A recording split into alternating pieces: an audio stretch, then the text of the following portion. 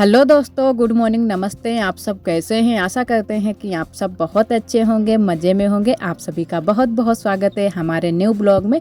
तो आज हमारे ब्लॉग की शुरुआत हो रही है शाम के 3 बजे से, और वो भी चाय के साथ में। तो इधर हमारी बन रही है चाय, और आरोही सोकर उठ गई थी तो बोल रही थी कि मम्मा चाय बनाओ। तो हमने कहा चलो चाय बना देते हैं।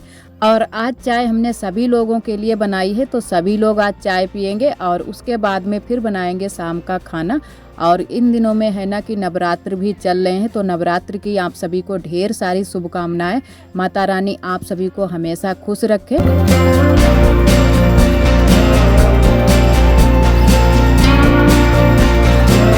और चाय पीने के बाद हम और हमारी देवरानी दोनों लोग लग गए हैं खाना बनाने में। तो आप सभी बोलते हो कि आपकी देवरानी जो काम करती हैं वो नहीं दिखाती हो, तो आज हमने कहा चलो आप सभी को दिखा देते हैं। तो यहाँ पर ये हमारी देवरानी बना रही थी बेसन की मिंजनी। तो ये थोड़ा थोड़ा पानी डालकर ही बनाई जाती है और इसकी सब्जी बहुत ही टेस्टी बनती है। तो आज कोई सब्जी बनाने के लिए नहीं थी, बस आलू ही थे। तो हमने कहा चलो बेसन की मिंजनी ही बना लेते हैं, और इसको थोड़ा थोड़ा पानी डालकर पहले बना लेते हैं। उसके बाद में इससे चलनी से छान लेते हैं। जो है ना कि जो भी बेसन हमारा बच जाता है वो नीचे निकल जाता है, उसको दोबारा से बना लेंगे पानी डालकर। तो इतनी हमारी बन चुकी है मिंजनी, और थोड़ा सा बेसन फिर भी बच गया है तो इसको भी बना लेते हैं। फिर उसके बाद में बनाएंगे चलकर रसोई में, जो कि कच्ची रसोई में। तो बहुत ही अच्छे से हमारी मिंजनी बनी है। और वैसे तो हम बनाते हैं तो थोड़ा सा हमसे बड़ी बड़ी बन जाती है, लेकिन इन्होंने बनाई, जो कि हमारे देवरानी जी ने, इन्होंने बहुत ही छोटी छोटी सी बनाई, बहुत ही अच्छे से मिंजनी बनाकर तैयार की थी। तो हमने इन्हीं को दे दी। हमने कहा तुम ही बनाओ, हमसे थोड़ी सी बड़ी बड़ी बन जाती है।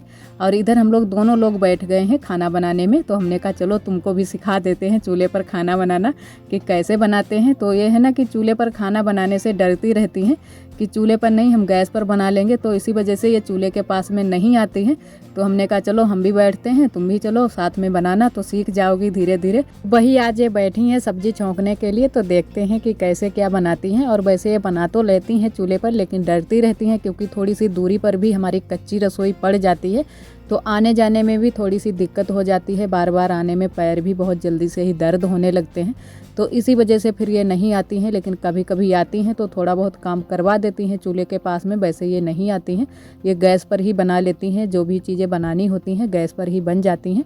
और इनको है ना कि चूल्हे के पास में थोड़ा सा धुआं भी लगता है, लेकिन जो लोग रोज़ बनाते रहते हैं चूल्हे के पास में बैठकर खाना, तो उनको धुआं नहीं लगता है। जैसे कि हम भी अब रोज़ ही सुबह शाम दोपहर कोई भी टाइम हो हम चूल्हे पर ही खाना बनाते हैं, तो हमको भी इतना ज़्यादा धुआं नहीं लगता है, लेकिन उनको धुआं भी लगने लगता है बहुत जल्दी से ही। तो इसी वजह से फिर हम नहीं कहते हैं कि चलो छोड़ो, नहीं बनाना है तुमको चूल्हे पर तो कोई बात नहीं, गैस पर ही बना दिया करो, जो भी चीज़ें बनानी है हम चूल्हे पर बना लेंगे। तो वही आज फिर यही सब्जी छौंकने लगी थी। हमने कहा तुम ही छौंको।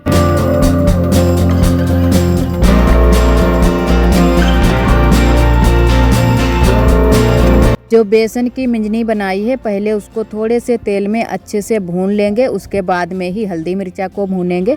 और हल्दी मिर्चा में यही सारे मसाले डाले हैं जो कि हम रोज़ में मसाले डालते हैं, लहसुन प्याज हल्दी मिर्च धनिया, यही सारे मसाले डाले हैं। और जीरे से हम तड़का लगाएंगे। तो बहुत सारे लोग हैं ना कि इसमें मिंजनी में, जो बेसन की ये मिंजनी है, इसमें लहसुन प्याज नहीं पसंद करते हैं, लेकिन जो लोग नहीं पसंद करते हैं वो ना डालें। लेकिन हमारे यहाँ सभी लोग पसंद करते हैं, तो इसी वजह से हमने लहसुन प्याज भी डाल लिया है।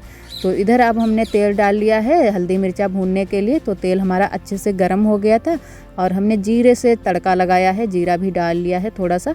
अब अच्छे से हम मसालों को भून लेते हैं। उसके बाद में पहले हम ग्रेवी को तैयार कर लेंगे। उबाल आ जाएगा ग्रेवी में, उसके बाद में ही हम मिंजनी को डालेंगे, क्योंकि पहले से नहीं डालेंगे। अगर पहले से इसमें डाल देंगे मिंजनी तो वो घुर जाएगी, फिर एक में ही मिल जाएगी। तो इसी वजह से पहले हम ग्रेवी को तैयार कर लेंगे। अच्छे से ग्रेवी में उबाल आ जाएगा, उसके बाद में ही हम मिंजनी डालेंगे। तो जितना भी पानी हमको ज़रूरत है उतना एक साथ में ही डाल लेंगे, और नमक डाल देंगे। और उसके बाद में ढककर इसको रख देंगे, तब तक हमारी ग्रेवी में अच्छे से उबाल भी आ जाएगा। उसके बाद में ही फिर हम मिंजनी डालेंगे। और आप सभी दोस्तों को तहे दिल से बहुत बहुत धन्यवाद। आप सभी बहुत ही प्यारे प्यारे कमेंट करते हो, हमें बहुत ही अच्छा लगता है। और जो दोस्त हमारे नहीं भी कमेंट करते हैं उनको भी बहुत बहुत धन्यवाद, क्योंकि बहुत सारे दोस्त हमारे ब्लॉग पर आते हैं, कमेंट नहीं कर पाते हैं तो कोई बात नहीं, लेकिन ब्लॉग तो वो पसंद करते हैं, उसके लिए बहुत बहुत धन्यवाद। अब आए हुए हैं बगिया को भैंस खोलने के लिए, तो काफ़ी टाइम भी हो गया है, अंधेरा हो गया है और बड़ी अम्मा की भैंस भी खुल गई है। इधर हमारी ही भैंस बंधी है और हमारा पड़रा बंधा है, तो अभी हम इसको ले चलेंगे क्योंकि ये अकेले रह गई है, तो इसी वजह से ये ऐसे कर रही है। तो ले चलते हैं, पहले पानी पिलाएंगे और उसके बाद में घर पर ले चलेंगे।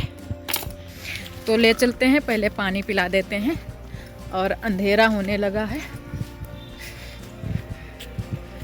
जब खेत पर सभी लोग चले जाते हैं फिर हम ही को ये सारे काम देखने होते हैं और घर के भी बहुत सारे काम हो जाते हैं, तो घर के कामों में आज हम लगे रहे, तो भैंस को खोलने में थोड़ी सी देरी भी हो गई थी। बड़ी अम्मा की जो भैंस बंधी रहती है यहाँ पर वो भी खुल गई थी। बड़ी अम्मा भी सारे अपने जानवर खोलकर घर पर ले गई थी, बस हमारे ही जानवर बंधे रह गए थे। तो पहले हम भैंस को ले चलेंगे और जो हमारा पड़रा है उसको हमने छोड़ दिया है, उसको बाद में लेकर चलेंगे क्योंकि वो बहुत ज़्यादा मरकन्ना भी है और भैंस हमारी बहुत ज़्यादा सीधी सादी है, तो इसको तो हम खोल लेते हैं। लेकिन जब हम पड़रा को लेने आएंगे तब एक डंडा मोटा लेकर आएंगे, तभी हम उसको ले जा पाएंगे। तो पहले हम भैंस को लेकर चलते हैं। अब पानी भी भैंस ने पी लिया है।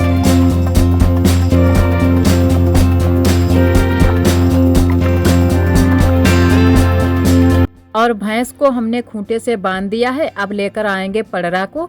और इधर आप सभी से हम मिल रहे हैं दूसरे दिन। तो सुबह का कोई भी ब्लॉग हमने शूट नहीं किया था क्योंकि हमारे सर में थोड़ा सा दर्द हो रहा था और ऊपर से आरोही के पापा ने एक दो बातें भी हमको बोल दी थी, क्योंकि कितना भी काम करो, कितना भी किसी का मन का करो, फिर भी कोई ना कोई गलती हो ही जाती है। तो फिर इसी वजह से आरोही के पापा ने एक दो बातें हमसे बोल दी थी, फिर अच्छा नहीं कुछ लग रहा था, फिर हमने कोई भी ब्लॉग शूट नहीं किया था। और उसके बाद में फिर हम बर्तन धुलने के लिए बैठ गए थे। जो भी हमारे बर्तन पड़े हुए थे तो हमने कहा पहले हल्के हल्के बर्तन धुल लेते हैं, उसके बाद में जो भी हमारे भारी वाले बर्तन हैं जैसे कि कढ़ाई और कुकर भी था तो उनको हम बाद में धुलेंगे। और एक दीदी जी ने हमारी कमेंट किया था, बहुत ही अच्छी सलाह दी है कि दीदी जी जब भी आप कढ़ाई को चूल्हे पर चढ़ाया करो तो थोड़ा सा नीचे की साइड में लेप लगा लिया करो, तो आपकी जो कढ़ाई है ना कि लोहे की तो जल्दी से ही छूट जाएगी। तो बहुत बहुत धन्यवाद दीदी जी, जो कि आपने बहुत ही अच्छी सलाह दी है। और वैसे तो जो कढ़ाई हमारी है लोहे वाली, छुटाते छुटाते पसीना छूट जाता है तब हमारी कढ़ाई चमकती है। तो आपने बताया तो ऐसा ही हम करेंगे, लेप लगा लिया करेंगे और तो हमारी कढ़ाई भी जल्दी से ही छूट जाएगी। और इधर आप सभी से हम मिल रहे हैं शाम के टाइम, तो लमसम 5 बजे का टाइम होगा। तो आज हमारे यहाँ बन रही हैं भौरियाँ, जो कि लिट्टी चोखा जिनको भी बोलते हैं और भौरिया भी बोलते हैं। तो हमारे यहाँ तो इनको भौरिया के नाम से ही सभी लोग जानते हैं, भौरिया के नाम से ही प्रसिद्ध हैं। तो आज हम भौरिया ही बनाने वाले हैं। तो यहाँ पर सभी मसाले हम मिला रहे हैं आटे में। तो लहसुन प्याज को हमने पहले ही मिला लिया है और उसके बाद में यहाँ पर नमक और मिर्च और थोड़ी सी डाल ली है अजवाइन और हींग। यही सारे मसाले हैं जो कि हमने डाले हुए हैं, ज़्यादा मसाले कुछ नहीं है, बस थोड़े से ही 2-3 मसाले हैं वही डालेंगे।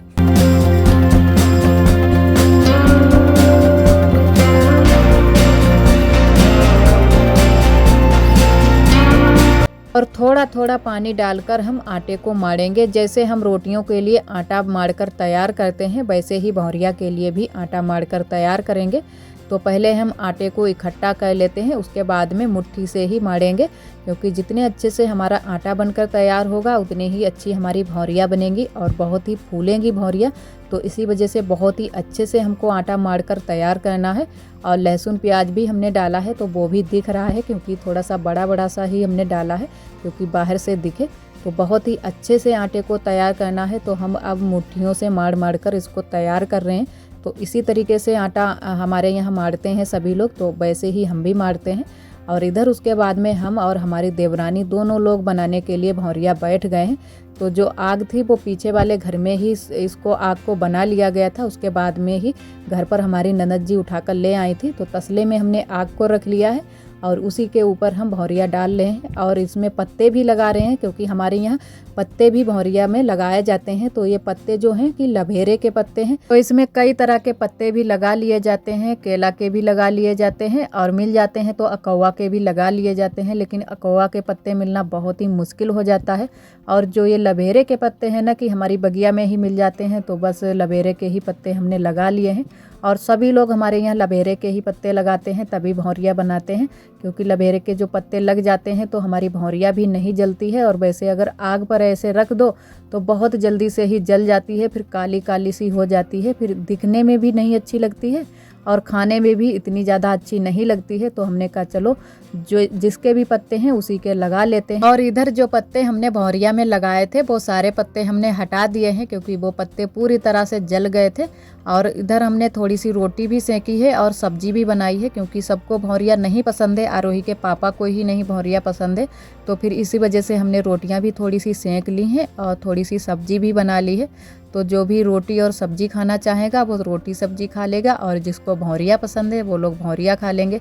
तो जब से बारिश हुई है तब से रोज़ ही सभी लोग बोल रहे थे कि भौरिया बनाओ भौरिया बनाओ। तो हमने कहा चलो आज बना ही देते हैं। और इन दिनों में सब्जी भी कुछ बाज़ार से नहीं आ रही है, तो फिर आलू की सब्जी ही रोज़ रोज़ बनती है। तो हमने कहा चलो भौरिया ही बना देते हैं। और एक दो भौरिया आरोही ने भी बनाई थी। तो आरोही ने बहुत ही छोटी छोटी सी भौरिया बनाई थी। तो आरोही की बहुत जल्दी से ही भौरिया सीख गई थी। तो हमने कहा चलो आरोही को भी दे देते हैं खाने के लिए। और आज का ब्लॉग दोस्तों बस यहीं तक। आज का ब्लॉग हमारा कैसा लगा कमेंट में ज़रूर बताना। कल फिर मिलेंगे एक न्यू ब्लॉग के साथ में। तब तक के लिए आप सभी दोस्तों को नमस्ते।